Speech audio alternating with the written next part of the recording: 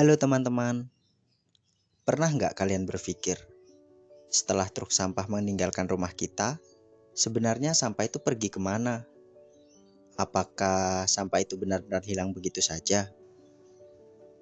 Faktanya, Indonesia merupakan salah satu negara penghasil sampah terbesar di dunia. Menurut data dari Kementerian Lingkungan Hidup dan Kehutanan, Indonesia menghasilkan puluhan juta ton setiap tahun. Dan jumlah ini terus meningkat seiring pertumbuhan penduduk, urbanisasi, serta pertumbuhan pola konsumsi masyarakat.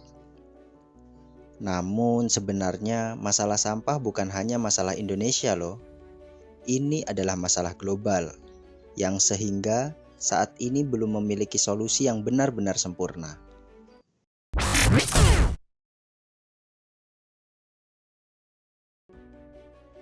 Hampir semua negara di dunia menghadapi tantangan yang sama. Semakin maju sebuah negara, semakin tinggi konsumsi masyarakatnya, dan semakin besar pula jumlah sampah yang dihasilkan. Lalu muncul pertanyaan menarik. Kalau negara lain bisa mengelola sampah menjadi listrik, kenapa Indonesia tidak melakukan hal yang sama? Memang benar, beberapa negara seperti Jepang, Singapura, Denmark, dan Swedia telah memanfaatkan teknologi pembangkit listrik tenaga sampah atau waste to energy. Sampah dibakar menggunakan teknologi khusus untuk menghasilkan energi listrik sekaligus mengurangi volume sampah yang masuk ke tempat pembuangan akhir. Di Singapura misalnya, sebagian besar sampah rumah tangga diolah menjadi energi sebelum sisanya dibuang di pulau khusus penampungan akhir. Lalu, mengapa Indonesia belum melakukannya secara luas? Jawabannya tidak sesederhana itu, teman-teman. Karena Indonesia belum memiliki teknologinya. Faktanya, Indonesia sudah mulai mengembangkan beberapa proyek pengelolaan sampah menjadi energi di sejumlah kota besar. Namun, ada beberapa tantangan. Tantangan yang pertama yaitu mengenai biaya. Biaya pembangunan pembangkit listrik tenaga sampah sangat mahal. Teknologi ini membutuhkan investasi yang besar, baik untuk pembangunan fasilitas maupun operasionalnya. Yang kedua, kualitas sampah di Indonesia berbeda dengan negara-negara yang berhasil menerapkan teknologi tersebut. Di Indonesia, sebagian besar sampah masih bercampur antara sampah organik, plastik, logam, dan material lainnya. Padahal, teknologi pengelolaan modern membutuhkan proses pemilihan sampah yang baik sejak dari rumah tangga. Yang ketiga, tidak semua kota menghasilkan volume sampah yang cukup besar untuk membuat pembangkit listrik tenaga sampah menjadi ekonomis.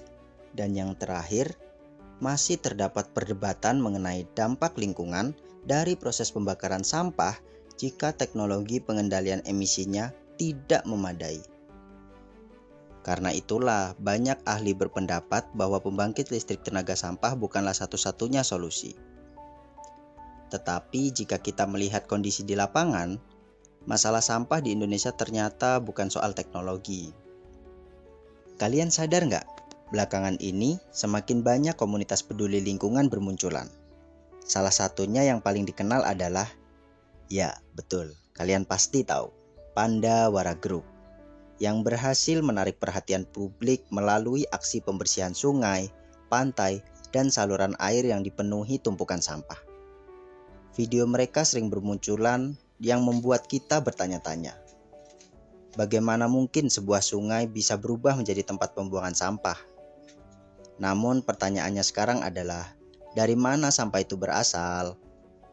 Jawabannya cukup sederhana, dari kita sendiri. Semakin banyak masyarakat yang membuang sampah ke sungai, selokan, lahan kosong, bahkan langsung ke laut. Ketika hujan datang, sampah tersebut menyumbat saluran drainase dan akhirnya memperparah banjir di beberapa kota di Indonesia. Ironisnya, ketika banjir terjadi, kita sering menyalahkan pemerintah dan menyalahkan sistem drainase kota. Padahal, sebagian masalah tersebut berasal dari perilaku masyarakat itu sendiri. Tetapi di sisi lain, menyalahkan masyarakat sepenuhnya juga tidak adil, karena masalah sampah bukan hanya persoalan perilaku, ini juga persoalan sistem.